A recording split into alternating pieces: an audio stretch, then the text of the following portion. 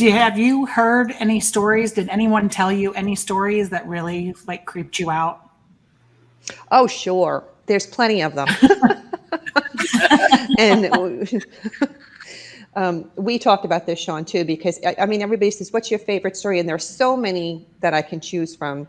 But the Deb Zielinski story, and Deb is also now a member of Lady Ghostbusters. She's actually one of my original members from the beginning. She's very sensitive and she's a nurse.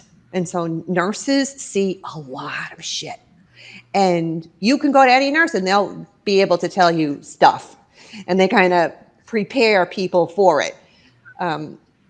They know when something happens within a certain period of time, that person's going to die just because they just know.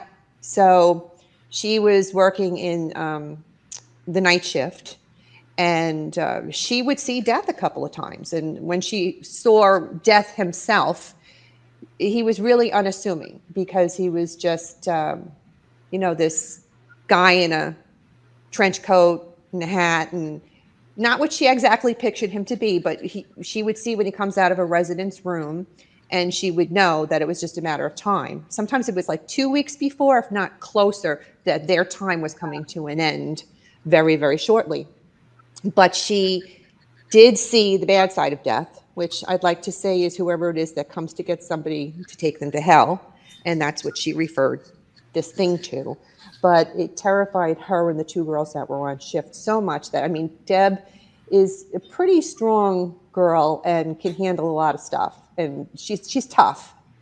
And for her to be affected by this as much as the other two, like the other two were on their knees praying and crying because they couldn't believe what they had just seen. Well, yeah, it was described as when they peered in the doorway, they saw this black, featureless, Nosferatu-like figure with tree-like limbs hovering over the woman in her bed. And Oh my gosh.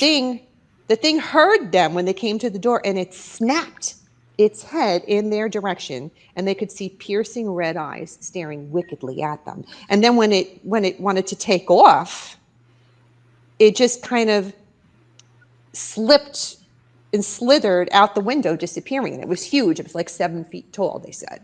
And her and these two women that she worked with saw this. And how she knows that this was hell coming to get this woman, because this woman was nasty, bitch. I mean, she was nasty and mean to the people that worked there. In life, she thought her shit didn't stink, and she was in for a pretty surprise where she was going, I'll tell you that much. So, yeah. Wow. But that's how she described hell. Creepy, right?